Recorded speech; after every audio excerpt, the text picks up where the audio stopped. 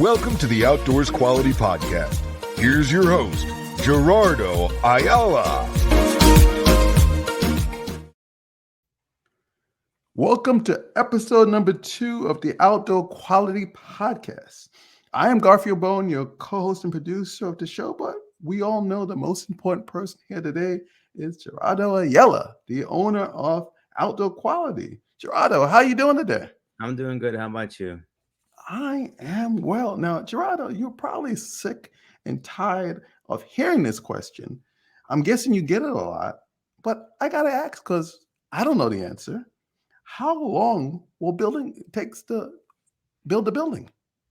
Well, typically just the building of the construction usually takes about 6 to 8 months. That's let alone just the house itself.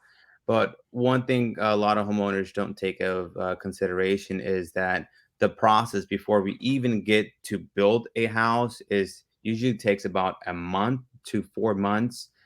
So we can get all the paperwork done. And we're talking about for an example, some building departments, like say if you're in county and let's say if you have to do with a well and septic, it takes a while because you have to go to the health department and it takes about 30 days for them to give you a response back to approve it or not. And then from there, you take it to the building department, and usually the building department takes about another month to a month and a half. And then from there, even before we even get to there, we need to make sure we have all the documents, all the application filled out, surveys, drainage plan, making sure that everything that the architect gave us is correctly. And then we submit all that stuff. So that's why I always tell homeowners like between 3 to 4 months is usually the processing time before we even get a permit. Then from there, you talk about 6 to 8 months.